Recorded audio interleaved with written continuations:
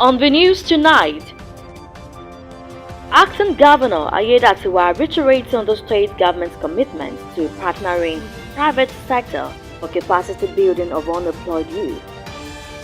CHIBOK girl returns home 9 years after abduction. Gunmen kill 2 soldiers, abduct expatriates, and 3 others in Rivers State. And from the foreign scene, 6 persons die as migrant boat sinks off English Channel.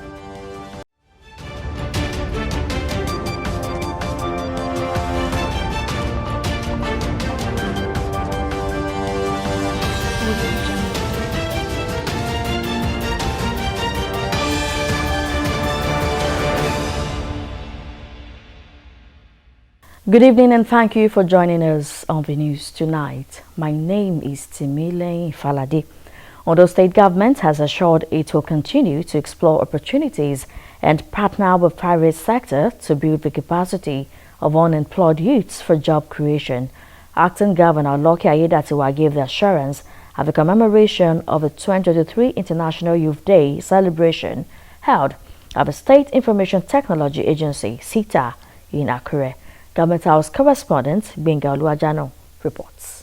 It was a gathering of top government functionaries, youth leaders and students to participate, celebrate young people and rub minds to address the lingering challenges confronting them. In his remarks, Acting Governor Lucky Ayedatiwa congratulated the youth for their resilience, saying Governor Akeredolu's administration is committed to ensuring both human and capital development of Ondo State. This forum is an avenue to celebrate our young people as essential partners in societal change and also afford us an opportunity to rub minds with a view to addressing the lingering challenges confronting the youth, part of which the guest lecturer has taught us. And I believe during the panel that will be coming up, more discussion will be thrown open that will benefit our youth. Ayedatiwa noted the government will continue to invest in the youth education and natural talents to enhance the sustainable peace in the 18 council areas. Without pretense, one of the global challenges facing the youth is unemployment and underemployment. This has been largely responsible for their involvement in all shades of social vices. This is further compounded by improper mindset and misguided value orientation. There is therefore an urgent need to change these negative consequences. It is my belief that the solution to these challenges lies in the appropriate value reorientation and institutional restructuring of our educational system, especially in the area of the curriculum. In his message, Commissioner for Youth and Sports Development, Bamidele Olugunloluwa, said there is need for youth engagement at national and local level to achieve the Sustainable Development Agenda (SDGs) in 2030. The theme of this year's International Youth Day celebration, which is Green Skills for Youth toward a Sustainable World.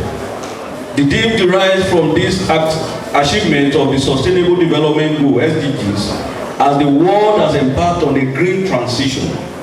The shift towards an environmentally sustainable and climate-friendly world is a critical not only to responding to the global climate crisis, but also to achieving the sustainable development goals. Others, in their goodwill messages, charged the youth to develop skills that will solve societal problems. And I want to appreciate the government of Ondo State for giving us a platform to celebrate today. High points of the program include the panel session where issues of the youth were discussed, with the students given the opportunity to ask questions and get answers. Benga Oluwajano, Osrc News. Meanwhile, as the world marks this year's International Youth Day, Nigerian youths have pledged their commitments to take the advantage of the various opportunities around them to better their future. Those who spoke with Osrc in Akure, Ondo State capital, maintained that strength, resilience and dedication of youths hold the potentials to drive positive changes in any society. Hence, the need for this year's theme, Green Skills for Youth Towards a Sustainable World. Omori has details. According to the record, 16.8% or 33.6 million of current Nigerian population are regarded as youths aged between 15 and 35, while about 43.69% of the total population were aged 0.14 in 2019, making it possible to experience increase in the youths from the bulk of the country's population in years to come. This no doubt suggests the need to empower Nigerian youths for the prosperity of the nation. Reacting to this year's International Youth Day, some of the youth representatives in Akure, the Ondo State capital, maintained that young Nigerians are willing to work and create something to lift themselves out of poverty if enabling environment is created by those in authority. They are ready now to use their talents or to use whatever they have, at least to equip themselves. So the topic is at the right time and the youth are ready to carry out the necessary things. Of our young people, we used to say revolution now. And it's clear that the revolution now is that the youth wants to take charge, to take impact. If you the new democratic system since 1999, you will discover that youth has been shortchanged. But fast forward to the present time, you will discover that we have technically occupied the strategic positions. There have a lot of leadership and empowerment program that this government have been doing since they came into office to train the youth on how to be productive outside those ones that might not fall into the category of selection or election. The youth at large, there are a lot of programs done by the Ministry of Agriculture to empower them. While commending Ondo State Governor Oluwarotimi Akeredolu for engaging them in his administration, they urged further synergy for more development. We want more table for discussion. We want to drive. We are knowledgeable. We are the future we are the future leaders. We are even today leaders too. So we need more engagement from them. Like the issue of palliative now. I want the government to be deliberate by bringing youth organizations on board. And I want to encourage the government that they should do more to cushion the effect of this hardship, most especially on the faces of the youth. I want to believe that the youth are the people that need to be taken care of more. Speaking on the efforts of Ondo State government to better the life of youths since the inception of this administration, Commissioner for Youth and Sport, Bamidele Ologun, posited that various agencies were created to address the plight of youths. Especially, apart from Ministry of Youth and Sport that is saddled with the responsibility of taking care of youth, there's another agency again created by the same government under the same administration for entrepreneur agency called Entrepreneur Agencies for our youth. And apart from that, we also have youth empowerment agency and a lot of programs for the youth. He has done really well. And we're also using sport to empower youth. He also disclosed that the state government is currently looking into palliative strategies to cushion the effects of fuel subsidy for the youths. We are looking at having their own palliative separate. That's a very good one. No state in this country have done that, but the Akeredolu have said we have to do it. We are going to campus on some of our youth are engaged in one business or the other, nano businesses. So we are going to empower them with stipends, ranging from 50, 100, 200,000, depending on their business. Is one of them. Then grants for our youth is there. International Youth Day holds every 12th of August to create awareness about youths, recognize their power in shaping a fairer, greener, and more prosperous future, and as well celebrate their immense potential. Omori Olahungbiji, Osrc News. The Nigerian Association of Resident Doctors, NARD, has suspended its ongoing strike. President of the association, Emeka Orji, who disclosed this to newsmen in Abuja, said work across all hospitals has resumed as the association will review progress made in 2 weeks. The suspension is coming after the association's meeting with the National Executive Council, NEC. The Nigerian Association of Resident Doctors had declared a total and indefinite strike action on July 25 over several demands, including an increase in wages for doctors. You're still watching OSRC News at 7. We'll take a break now. Do stay with us.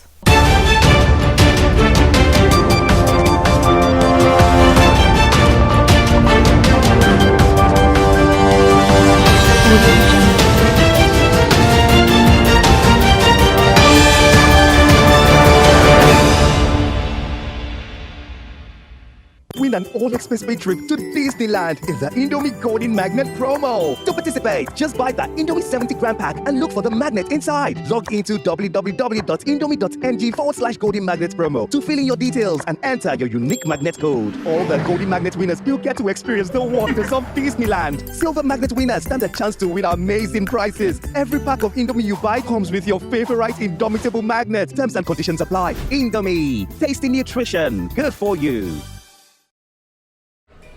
Iskili, báwo la ti fẹ́ sanwó ni? Farabalẹ̀. 1,000.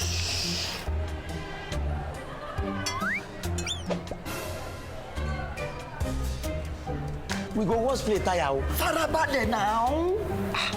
Madam, èló lówó wa? Brother, na 3,005. Màá fún yín ní owó pé káàdì Glo ẹlẹ́gbẹ̀rún 10,000. Oh yeah.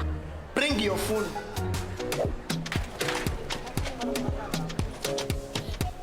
Ha! 10,000. 1,000 naira credit. Now you turn to 10,000. No. All of us don't know about Glo Berekete. Ní ìlọ́po mẹ́wàá nísìnyí. Ṣé o ti gbọ́? Ìlọ́po mẹ́wàá ló máa gbà lórí iyekíye tó o bá rà sórí ohun ìpè Glo Berekete 10 times rẹ. I told you. Now what go tell?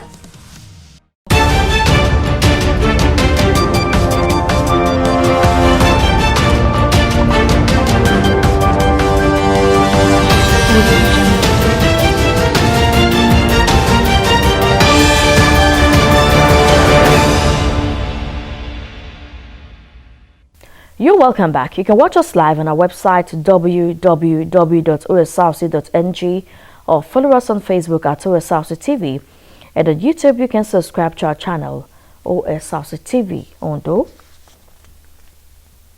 Former Governor of Kaduna State Nasir El-Rufai has jetted out of Nigeria after withdrawing his interest in ministerial appointments. El-Rufai was off to Europe but touched down in Egypt for a few days. The former governor had met with President Bola Tinubu at the presidential villa to inform him he was no longer interested in becoming a minister but would continue to contribute his quota to the development of Nigeria as a private citizen. El-Rufai and two other nominees, Stella Okotete and Danladi Abubakar, were not confirmed, as the Senate said they were awaiting security clearance on them. Commander Ilorin Zonal Command of EFCC, Michael Nzekwe, says the commission is working to ensure that corruption studies are embedded in education curriculum and taught as courses in primary, secondary, and tertiary levels. Nzekwe stated this while addressing students of the Department of Council Education, University of Ilorin, and advised them to align themselves with the campaign against the Malay. He charged the visiting students that success in the fight against economic and financial crimes, including corruption, could only be achieved when stakeholders, especially the youth, embrace the fight. Earlier, the head of Public Affairs Department of the Zonal Command, Ayodele Babatunde, counseled the students on the need to secure themselves and the future of the country, stressing that the fight against economic and financial crimes should not be perceived as a joke. Nigeria's First Lady, Oluremi Tinubu, has received Rebecca Kabu, one of the 277 Chibok school girls who were abducted by Boko Haram in 2014. The First Lady, who received Rebecca at the presidential villa Abuja, promised to ensure that Rebecca is well taken care of medically and fit to return to school willingly. Mrs. Tinubu, while promising that the remaining girls in captivity are not forgotten, appreciated the Office of National Security Advisor, National Intelligence Agency, and other security agencies and those who were involved in Rebecca's rescue. Rear Admiral Yaminu Musa, the coordinator, Counter-Terrorism Center, NSA, said Rebecca, kidnapped at age 13 in 2014, and now 22 years old, was rescued by the government's security agencies on July 17. It said the returnee had been recertified medically and mentally fit to be reunited with her parents in Zana village in Borno State. In the meantime, 13 months after the attack on Kuje Medium Custodial Center in the Federal Capital Territory, no fewer than 400 fleeing inmates have yet to be recaptured. A total of 460 fleeing inmates are still at large, while 26 escapees have so far been recaptured. 900 inmates, including 64 high-profile Boko Haram terrorists, fled the facility during a jailbreak on July 5, 2022. Out of the 26 recaptured inmates, 10 were linked with terrorism, 10 categorized as sexual offenders, while the rest were jailed for robbery and drugs. NCOS spokesman Umaru Abubakar said the recapturing of the fleeing inmates was a work in progress, noting that all security agencies were working on recapturing those on the run. Gunmen have killed 2 soldiers attached to a road project in Abia Odual local government area of Rivers State. The miscreants also abducted an expatriate and 3 others working at the site of a project being executed by the state government. Reports have it that the 2 soldiers were killed by the gunmen to pave the way for the abduction of a foreigner handling the project. Assailants thereafter went away with the rifles of the slain soldiers, with the foreman, 3 other workers at the project site, and a farmer they met while fleeing. There have been serious apprehension in the area as residents of Emelego, Ogboloma, and Okolomade communities have fled out of fear. The police command in Adamawa say the dreaded Sheila boys have killed a 37-year-old man, Umaru Abukadu. The command's public relations officer, Suleiman Nguroje, who made the disclosure, said Sheila boys are light weapon-bearing youths who are terrorizing some communities in Adamawa and some other places. Nguroje said the incident happened when the youths attempted to snatch Abubakari's mobile phones on Ajia Street in Jula North local government area. The officer said an investigation into the killing had begun to enable arrest of all those involved. The federal government and the International Organization for Migration has evacuated no fewer than 4,055 stranded Nigerians from February till date. According to the IOM and National Emergency Management Agency, 2,849 stranded Nigerians were evacuated from Sudan, 252 from Libya, 441 from Nigeria Republic, and 13 from Saudi Arabia in the last 7 months. The agency indicated that federal government has spent not less than 4.4 billion naira evacuating Nigerians stranded in foreign countries in 5 years. The body said irregular migration was becoming worrisome, noting that unskilled migrants were taking security risk. The National Consumer Promotional Campaign tagged Indomitable Magnets promo draw, which commenced months ago from the stables of Dufil Prima Foods PLC, makers of Indomie instant noodles, has produced lucky winners. The raffle draw was conducted before a live audience comprising journalists and observers at Dufil headquarters in Lagos. Our correspondent Kunle Ariyo has the report. Win an all-expense-paid trip to Disneyland in the Indomie Golden Magnet promo. To participate, just buy the Indomie 70-gram pack and look for the magnet inside. As part of efforts to appreciate its customers, Indomie announced a nationwide consumer promotion tagged Indomitable Magnet promo in February. To participate in the exercise, customers bought a promo pack or carton of Indomitable Indomie noodles and opened to get a free magnet. Thereafter, qualify to win other instant prizes. In the end, 3 winners have emerged. They are Samuel Ugomo from Lagos State, Akinwusi Michael Akinfolani from Ibadan, Oyo State, and Miss Olakende Suzanne from Abeokuta, Ogun State. In my class, one girl, she showed us that she have a Indomie sticker. My dad brought the carton. They said that the silver one, you get bike, video games, all other stuff. And the golden one, they said that you're going to Disneyland. I was never giving up on myself. I thought it would be a winning cap. The lucky winners would be going on an all-expensive paid trip to Disneyland, Paris, with their parents. It's just by the grace of God. I know it's not by power, it's not by the making of God, but it's just by the mercy. Because I don't know what to say about this, because in short, I'm over. The company said the promo was a way of expressing gratitude to its loyal customers for their continued patronage and support. All you have to do is just buy 70-gram Indomie chicken, get the gold or silver magnet inside. This is what it looks like. Once you get that, go to www.indomie.ng/golden magnet promo to fill in your details to get your prize. The best part is whether or not you get a golden or silver magnet, everybody still gets a prize. Kunle Aruyo, Osrc News. And now to the foreign scene. President Joe Biden's son, Hunter Biden, may be headed for a criminal trial in a sign that courtroom drama could play an outsized role in the 2024 presidential election. A potential trial raises the possibility of an unprecedented spectacle in the U.S. history. Republicans in the House of Representatives are also threatening an impeachment inquiry into unproven claims that President Biden benefited from his 54-year-old son's business ventures. Akintunde Akinshomola has more. U.S. President Joe Biden's son, Hunter Biden, now appears headed towards a criminal trial. That's according to court filings by a newly named federal special counsel who had previously filed misdemeanor tax and gun charges against him in Delaware in June.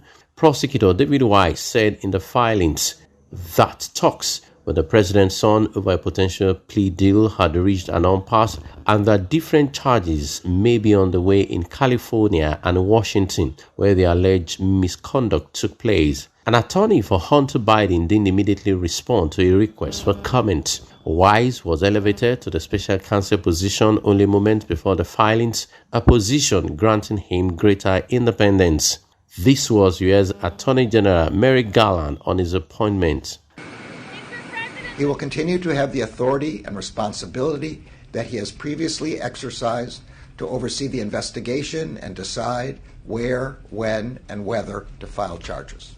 Garland said that Weiss specifically requested to be given the special counsel position earlier this week and will maintain his position as U.S. Attorney for Delaware. The Hunter Biden probe had been beset by partisan allegations of political interference. Republicans cried foul when a plea deal allowing the defendant to avoid jail was announced earlier this summer. That deal since collapsed. GOP lawmakers say Weiss, who was originally a Trump appointee, lacks credibility to continue the investigation. House Speaker Kevin McCarthy said the Department of Justice cannot be used to obstruct congressional investigations or whitewash Biden family corruption. Republicans accused the president of profiting from his son's business ventures in Ukraine and China, but have yet to produce evidence of wrongdoing. Akintunde Akinshomola for Osrc News. Now, 6 people have died after a boat carrying migrants sank into the English Channel off the French coast. 2 people may still be missing, according to a spokeswoman from French Coastal Authority, after the vessel got into difficulty in the sea near Calais. About 58 people were rescued by British and French Coast Guards. A number of people were seen being brought off a lifeboat, some on stretchers in Dover. The extent of injuries remain unclear, and the exact numbers of those rescued keep rising. And now to sports. England have set up a Women's World Cup semi-final with co-host Australia as they came from behind against a dangerous Colombia side. The European champions, favourites to go all the way in Australia, have not played their best football in the tournament, but this was a much more rounded display in front of a hostile crowd in Sydney. The Lionesses had to deal with a crowd of over 75,000 who were largely backing Colombia, face co-hosts Australia on Wednesday. Australia reached the Women's World Cup semi-finals for the first time as they beat France in an incredible penalty shootout at Brisbane Stadium. And before we go, another look at the major stories. Ondo State Acting Governor Lucky Aiyedatiwa has restated the government's commitment to partnering private sector for capacity building of unemployed youths. He made the statement at this year's commemoration of International Youth Day in Akure. One of the abducted 277 CHIBOK girls has returned home 9 years after the abduction in school. And unidentified gunmen have killed 2 soldiers and abducted an expatriate as well as 3 others in Rivers State. And from the forensic, we told you that 6 persons have lost their lives as a migrant boat sank off the English Channel close to France. And that's the news. Thank you for watching. Good night.